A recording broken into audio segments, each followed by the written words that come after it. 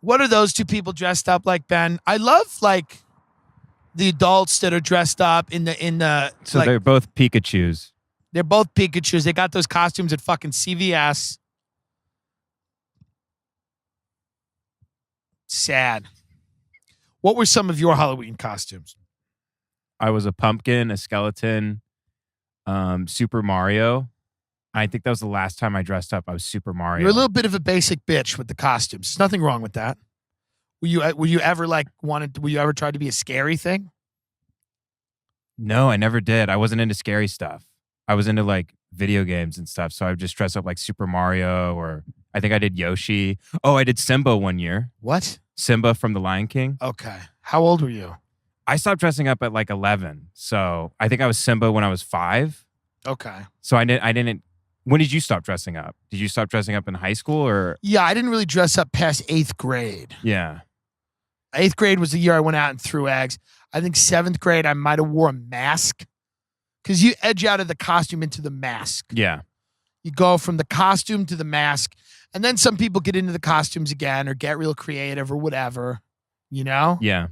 But 7th grade is the year of like, I'm going to wear a mask. I'm a badass, but you still like candy, you know? You still want candy. And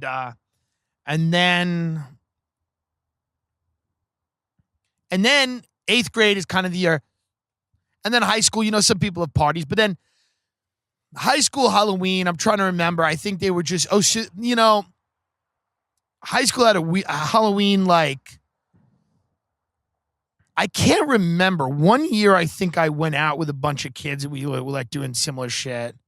Me and my friends in 11th grade my friend had a house in Rockville Center, and we used to throw fruit off which is very dangerous, to throw like fruit at cars. There was like police involved. It was very bad. It was crazy. Like we threw whole fruit at cars because we thought it was funny. And we were in 11th grade. We're like adults. Mm-hmm. And we thought it was funny to just pelt passing cars with fruit.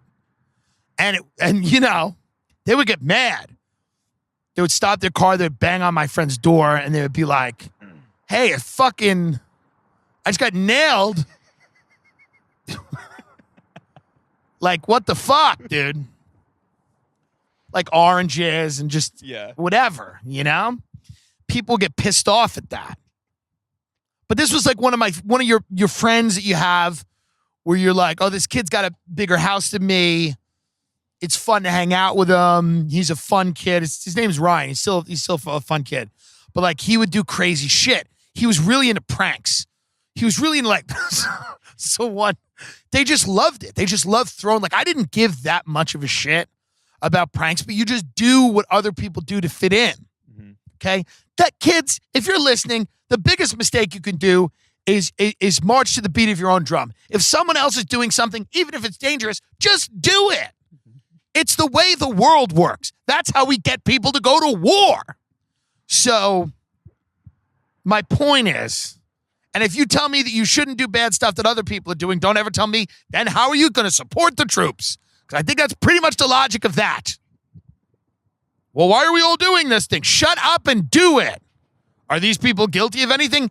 Shut up. We're doing it. Okay. I'm kidding. I know that there's more going on there than that, but I can't unpack it now. It's not the time. It's not the time always for discourse on geopolitics. Not the time. It's Safari Inn. But sometimes you make a friend, you just got to do what they do.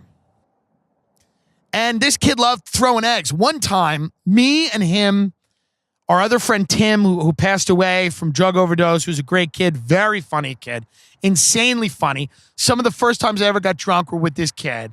We would just show up to his house hammered. His mother would be like, what the fuck is wrong with both of you? You're drunk? And he would be like, they already took our fake IDs, Mom. And she would be like, excuse me? He's like, we were already caught.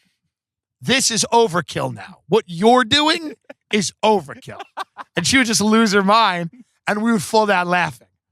He'd be like, they took our IDs at Jillian's, Mom, which was like Jillian's was like, I'm trying to think of it's like Dave and Buster's, Long Island. He's like, they took our IDs at Jillian's. because we had IDs from Boston College. And they said, then the guy said he went to Boston College. What dorm did you stay in? And Tim said the Kennedy dorm like an idiot. I'm like, maybe there is a Kennedy dorm. And Tim's like, well, they just knew that we were fucking. His name is Tim too. And we also had a lot of fun. My friend Jerry Ann would pick us up a lot and drive us places. And she would be like, I don't know if we should do this. And Tim would just Tim would look at her and go, will you shut up? Like she just drove 45 minutes to pick us up. She's like, I don't know. I think I have to be home early. He'd go, hey, shut up. That's the funniest thing ever. The funniest thing ever is to look at someone who's genuinely like trying to have a moment with you and go, hey, shut up. It was great. He did all that. We laughed. I mean, he made me laugh so much. And one day we just bought like 3 dozen eggs. There was a Bally's in his town, a Copeg, and the Bally's had a huge window. And the window was from floor to ceiling, and you saw all these people like on the ellipticals or on treadmills or whatever, lifting weights. And we said, wouldn't it be funny if we just started pelting the window of this Bally's with eggs? And we did it, and no one cared.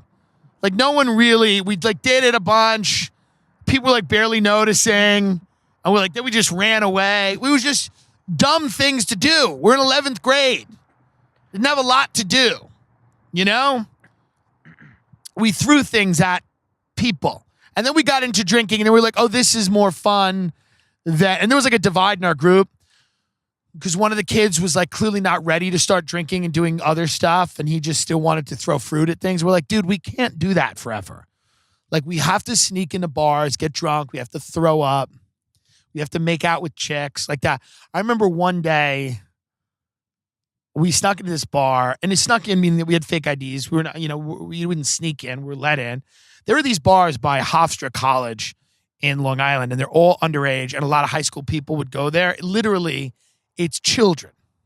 It's like we open the door, and it's just like toddlers hammered, like dancing around, and they get shut down like all the time, and they just pay a lot of money for a fine, and they reopen as like another names. They reopen, and there was one called Bogarts.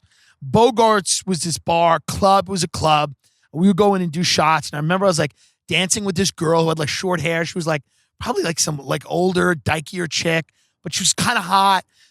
And my friend's older brother just whispered in my ear as I was dancing with her. He's like, you're the fucking man. And I was just like, yeah, I felt so cool. Yeah. He was like, you're the fucking man. I was just dancing with this like short-haired lesbian. And then we started making out, which was fine. I didn't care because I was like hammered and it looked cool in front of your friends. Mm-hmm. It was just funny. And then we all got in the car, and then we had to pull over on the way home. We were all just vomiting.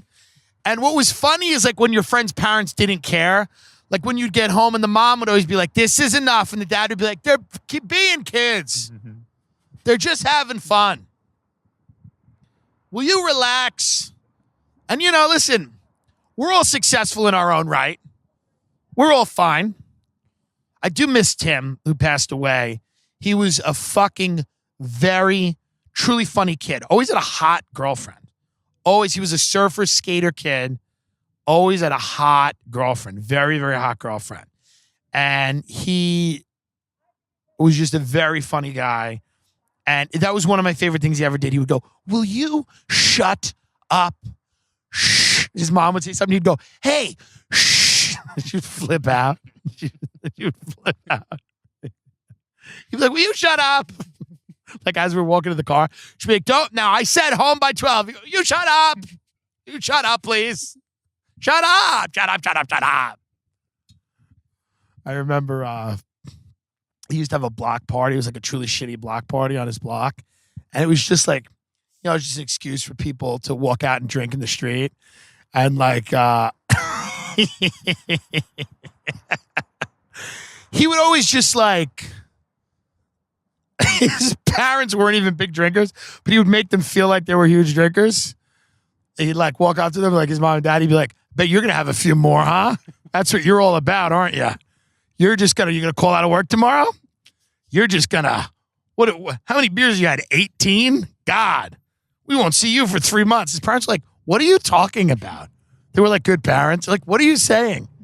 He's like, I'm just saying, just take a few more. And then just get in the car, go for a spin. Don't worry. It's just the law.